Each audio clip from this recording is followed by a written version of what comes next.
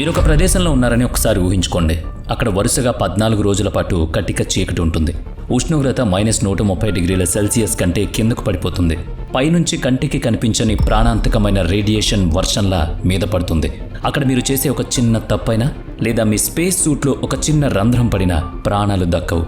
కనీసం ఒక్క సెకండ్ పాటు పవర్ కట్ అయినా కూడా ఆ పరిస్థితుల్లో మీరు బ్రతికి బట్టకట్టలేరు. ఇన్ని ప్రమాదాలున్నప్పటికీ గత 60 లక్షల ఏళ్లుగా మనుషులు ఈ నరకం లాంటి ప్రదేశాన్ని రాత్రిపూట ఆకాశంలో చూస్తూనే ఉన్నారు. కానీ ఇప్పుడు మాత్రం అక్కడ మొదటిసారిగా ఒక పర్మనెంట్ ఇల్లు కట్టాలని ప్లాన్ చేస్తున్నారు. డీప్ స్పేస్లో మానవ జాతి వేరే ఏ గ్రహానికైనా వెళ్లడానికి సాయపడేలా ఒక బేస్ నిర్మించబోతున్నారు. ఒకవేళ మనం ఇది చేయగలిగితే కేవలం కొన్నేళ్లలోనే టైప్ 1 సివిలైజేషన్గా మారచ్చు. ఇంతకీ నేను దేని గురించి మాట్లాడుతున్నానో మీకు ఈ పాటికి అర్థమై ఉంటుంది. అదే నాసా ఆర్టెమిస్ మిషన్ మరియు చంద్రుడి సౌత్ పోల్పై నిర్మించబోయే అతిపెద్ద మూన్ బేస్. ఇది మానవ చరిత్రలోనే అతిపెద్ద అలాగే అత్యంత ప్రమాదకరమైన ప్రాజెక్ట్. దీని బడ్జెట్ కేవలం కొన్ని కోట్ల రూపాయలు కాదు. జేమ్స్ వెబ్ టెలిస్కోప్ బడ్జెట్ కంటే కూడా 3 రెట్లు ఎక్కువ బడ్జెట్ దీనికి అవసరం. అంటే సుమారుగా $30 మిలియన్.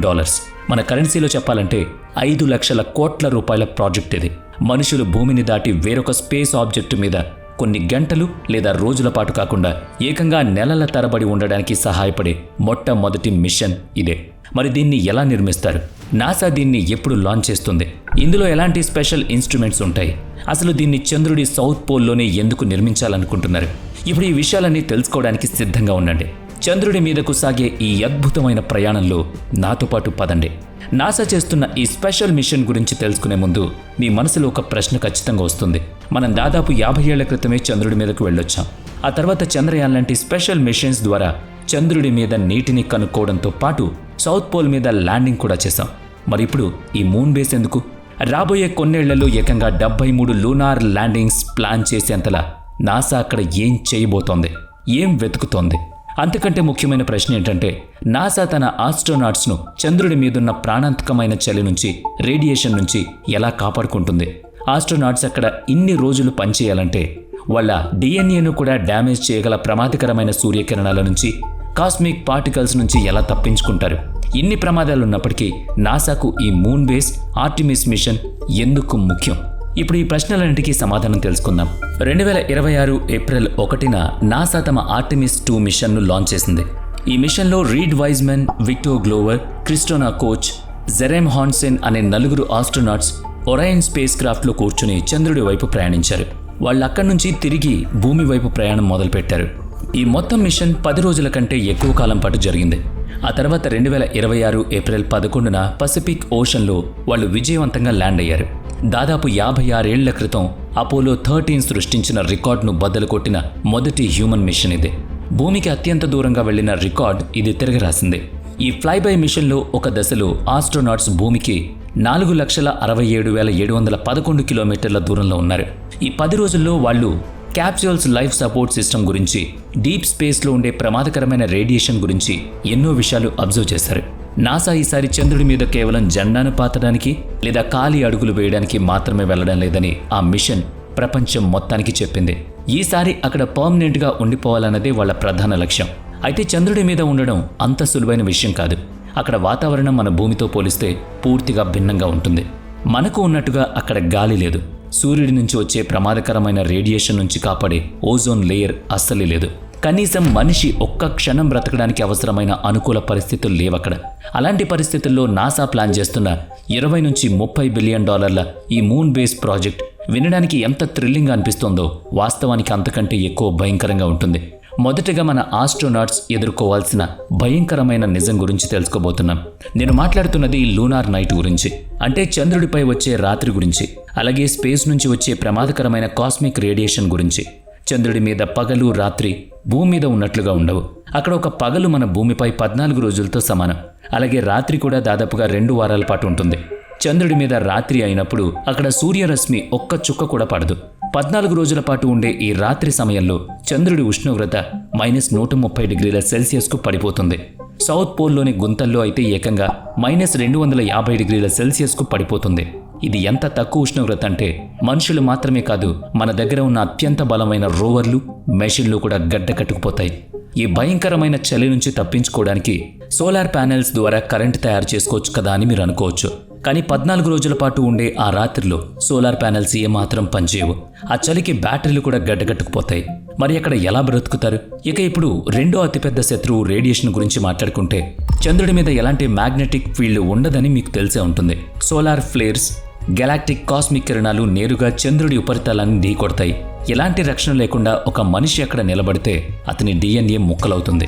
చంద్రుడి మీద ఇన్ని కష్టాలున్నప్పుడు నాసా ఈ మూన్ బేస్డ్ సౌత్ పోల్లోనే ఎందుకు పెట్టాలి? చంద్రుడి ఈక్వేటర్ దగ్గర కడితే ఇంకా సేఫ్ కదా అనే డౌట్ మీకు రావచ్చు. దీని వెనుక ఒక పెద్ద కారణం ఉంది.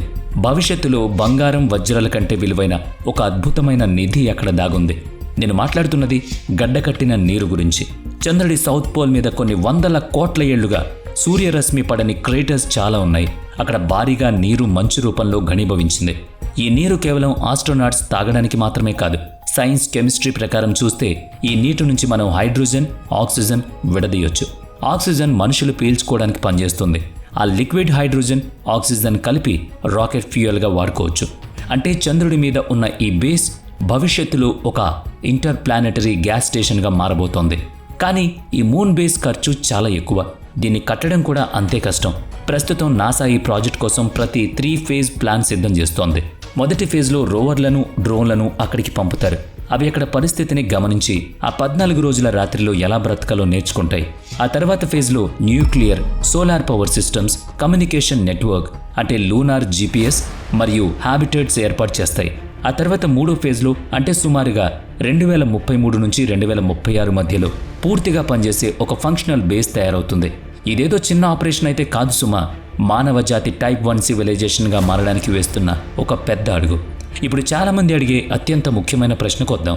అసలు ఈ మూన్ బేస్ నిజంగా అంత అవసరమా? భూమి మీదే పేదరికం, రోగాలు, క్లైమేట్ చేంజ్ లాంటి ఎన్నో సమస్యలు ఉన్నప్పుడు ఏమీ లేని చంద్రుడి మీద $30 మిలియన్ ఎందుకు వృధా చేయాలి? ఈ ప్రశ్నకు సమాధానం చాలా లోతైంది.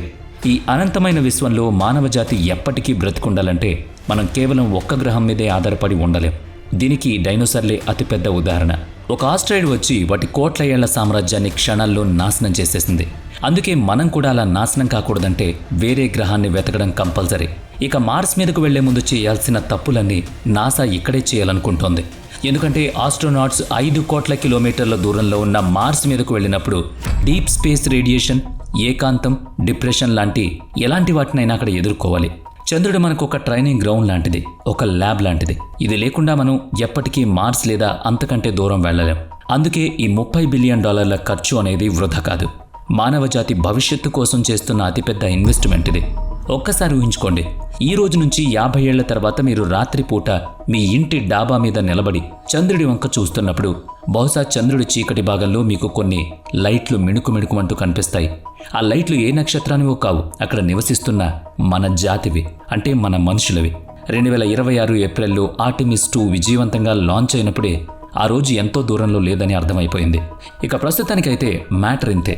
ఇక్కడే నేను NASA Artemis mission, moon base గురించి లోతైన విషయాలు, వాటికి సంబంధించిన సవాళ్లు, మన భవిష్యత్తు గురించి మీకు వివరించాను.